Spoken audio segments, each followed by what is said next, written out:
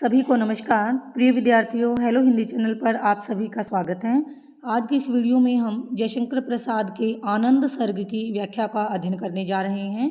देखिए, आनंद सर्ग कामायनी से लिया गया है। कामायनी जयशंकर प्रसाद का एक सर्वश्रेष्ठ महाकाव्य हम कहेंगे। कामायनी में 15 सर्ग हैं और आनंद सर्ग जो है वो 15वां सर्ग है, अंतिम सर्ग है जो हमारे सिलेबस में लगा हुआ है। शैव दर्शन पर आधारित महाकाव्य है कामायनी, उसका 15वां सर्ग हम पढ़ रहे हैं। तो आइए इसकी व्याख्या का अध्ययन हम करते हैं।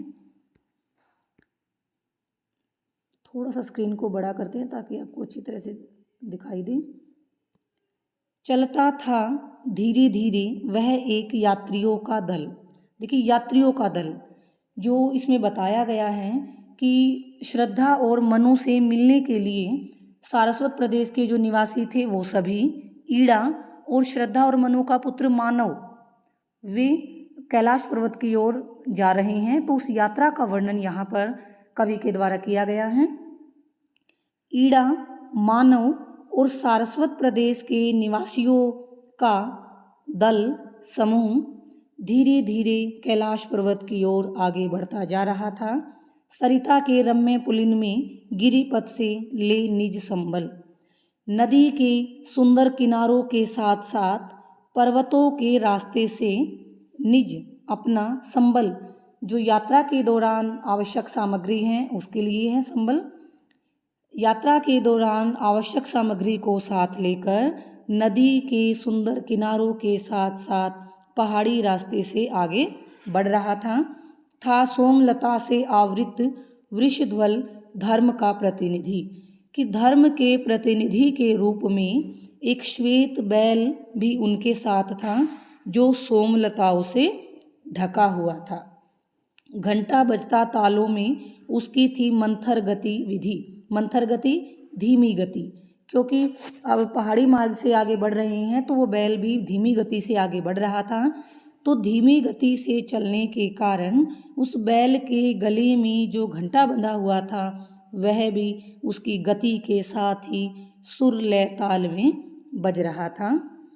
वृषरज्जु वाम कर में था, दक्षिण त्रिशूल से शोभित मानव था, साथ उसी के मुख पर था तेज अपरिमित, कि उस यात्री दल में जो श्रद्धा और मनु का पुत्र मानव भी उनके साथ था। उसके मानव के वाम कर बाएं हाथ में उस बैल की रस्सी थी और उसके दाएं हाथ में त्रिशूल सुशोभित हो रहा था। केहरी किशोर शेर के शिशु, शेर के बच्चे के समान अभिनव नए अवयव, अंग या भाग प्रस्फुटित हो रहे थे, विकसित हो रहे थे। शेर के बच्चे के समान मानव के नए शरीर के अंग विकसित हो रहे थे। यौवन गंभीर हुआ, मानव का यौवन गंभीर भाव से, गंभीरता से युक्त था, जिसमें कुछ भाव नए थे और उसके मन में नए नए भाव, नई नई उमंग जो है मानव के हृदय में भरी हुई थी। तीसरा पहना,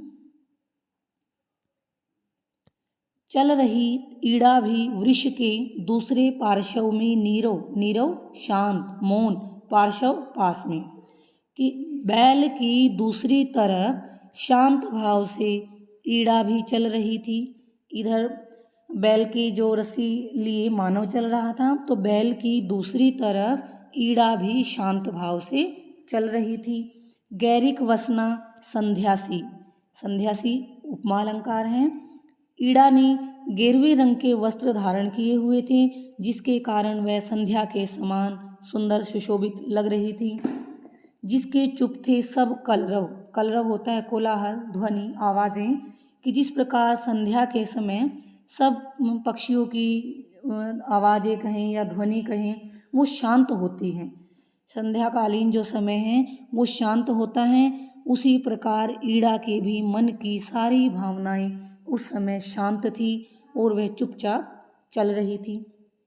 उल्लास रहा युवकों का, उस यात्रियों के दल में जो युवक थे, युवा थे, उनके मन भी उल्लास से भरा हुआ था। शिशुगण का था मृदु कलकल, और जो शिशुओं का समूह था वो भी मृदु कलकल मधुर मीठी आवाज़ों से बोल रहा था। महिला मंगल गानों से मुखरित था वह यात्री दल, वह यात्रियों का दल, वह यात्रियों का समूह महिलाओं के द्वारा मंगल गीतों से ध्वनित था। यानी उसमें जो महिलाएं थी वो मंगल गीत गा रही थी, मांगलिक गीत गा रही थी और उन मंगल गीतों का गान करती हुई वह आगे बढ़ रही थी। चमरों पर बोझ लदे थे, वे चलते थे मिल ए विरल। अब उन्होंने जो अपनी आवश्यक सामग्री रास्ते के लिए ली हुई थी, वो उनका जो सामान था, चमरों, जो चांवरी गायें होती हैं, उनके साथ चांवरी गायों पर उनकी ज़रूरतों का सामान लदा हुआ था, रखा हुआ था और वह एविरल लगातार भाव से मिलजुल कर आगे बढ़ती जा रही थी।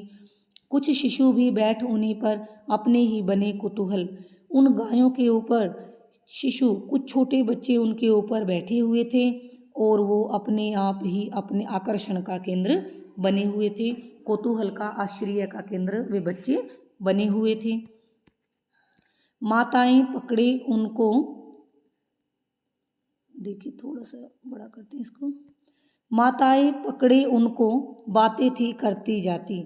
माताएं उन शिशुओं को, उन बच्चों को अपने हाथों से पकड़कर संभाल कर आपस में बातें करती हुई आगे बढ़ती जा रही थी।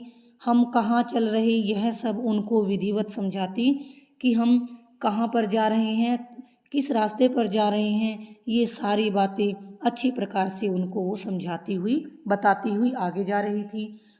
कह रहा एक था, तू तो कब से ही सुना रही है, अब आ पहुँची, लो देखो आगे भूमि यही है।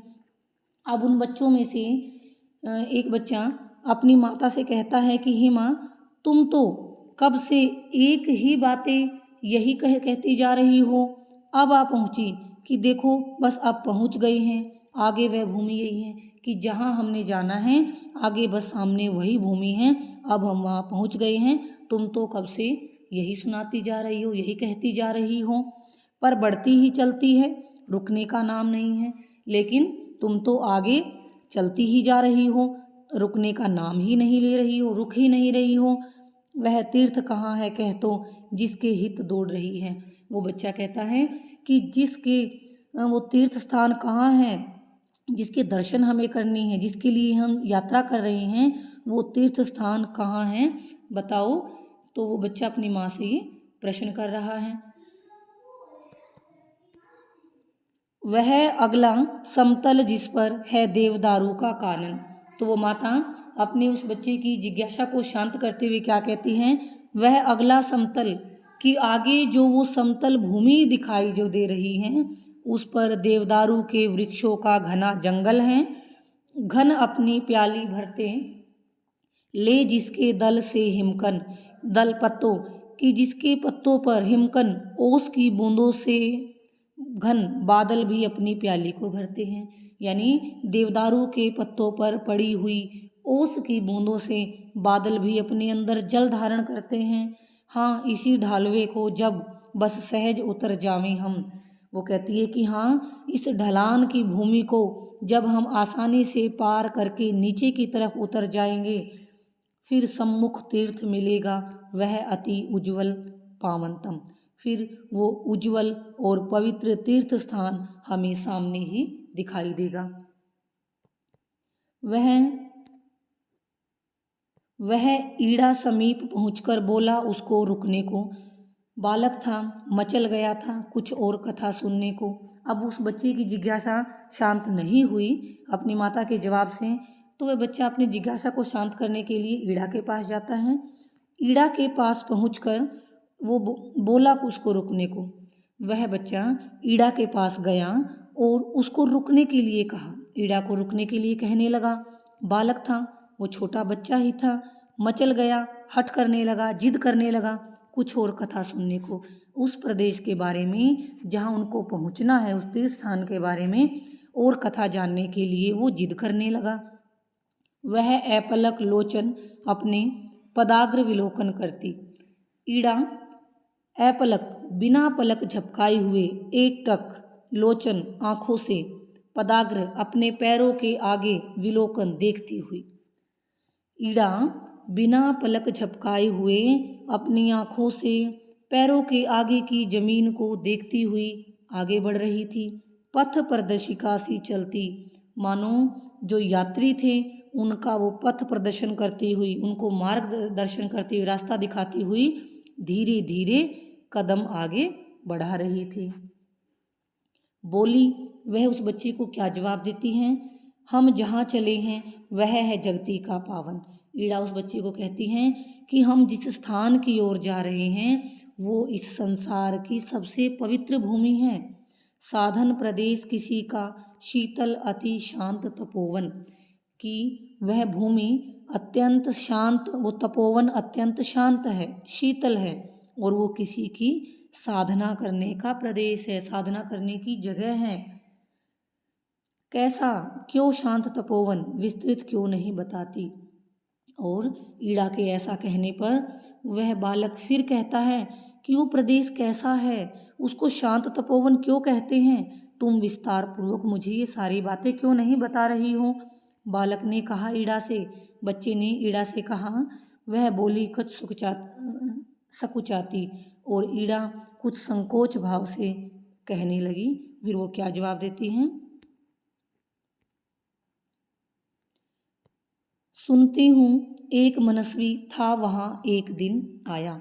ईड़ा कहती हैं कि मैंने सुना है, ऐसा सुना है, एक मनस्वी, एक बुद्धिमान व्यक्ति एक दिन उस प्रदेश में आया था, उस जगह पर आया था। वह जगती की ज्वाला से अति विकल रहा झुलसाया, कि वह इस संसार के दुखों से, ज्वाला दुख, दुख देखिए 3 प्रकार के दुख बताए गए हैं, दैहिक, दैविक, भौतिक। दैहिक होते जो शारीरिक होते हैं, शरीर से दुख, दैहिक हो गए, दैवीय होती है जो प्राकृतिक आपदाएं होती हैं, और भौतिक सांसारिक पीड़ाएं। कि वह व्यक्ति संसार के उन दुखों से विकल, दुखी था, पीड़ित था, बेचैन था, झुलसाया हुआ था। वह व्यक्ति संसार के इन 3 प्रकार के दुखों से ग्रस्त था, झुलसाया हुआ था। उसकी वह जलन भयानक फैली गिरी अंचल में। फिर उस व्यक्ति की वो दुखों की भयानक जलन इस पूरे गिरी अंचल, पर्वतीय क्षेत्र में, सारे वन में उस व्यक्ति की वो भयानक जलन फैल गई। दावाग्नि प्रखर लपटों ने, और उस जलन ने दावाग्नि कैसा रूप ले लिया, जैसे जंगल की आग पूरी तेज गति से फैल जाती है, उसी प्रकार सारे वन में उसकी वो भयानक जलन फैल गई। कर दिया सघन वन अस्थिर, और यह सघन वन, ये वन जो हैं वो अस्थिर हो गए, यानी उसमें रहने वाले जो वन्य प्राणी थे, जो व्यक्ति थे, वो भी उसके दुख से दुखी हो गए, व्याकुल हो गए। थी अर्धांगिनी उसी की जो उसे खोजती आई। अब ईड़ा आगे क्या कहती हैं कि वो जो बुद्धिमान व्यक्ति यहाँ पर आया था, उसकी पत्नी भी, अर्धांगिनी उसकी पत्नी, उसे खोजते खोजते, ढूंढते ढूंढते वहाँ पर आ गई। यह दशा देख करुणा की वृषादृग में भर लाई। जब उसने अपने पति की यह दशा देखी तो करुणा की, दया की, उसकी आंखों में दया के आंसू भर गए।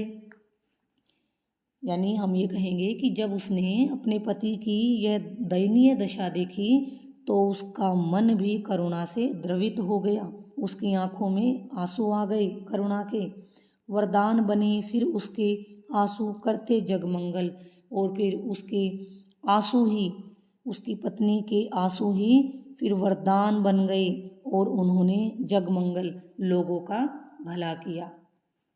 उसकी पत्नी की आंखों से निकलने वाले आंसू इस संसार के लिए वरदान साबित हुए और लोगों का कल्याण किया। सब ताप शांत होकर वन हो गया हरित सुख शीतल, और उसके उन आंसुओं के वरदान से इस वन का सारा ताप, सारे दुख नष्ट हो गए, शांत हो गए, और ये वन पहले की भांति हरित, हरा भरा हो गया, सुखदायी हो गया, शीतलता से युक्त हो गया। और फिर एक बार यह वन हरा भरा, शीतल और सुखदायी बन गया।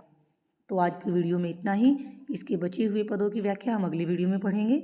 मैं उम्मीद करती हूँ कि आपको समझ आई होगी। इसी के साथ आप सभी श्रोतागणों का मुझे सुनने के लिए बहुत बहुत धन्यवाद।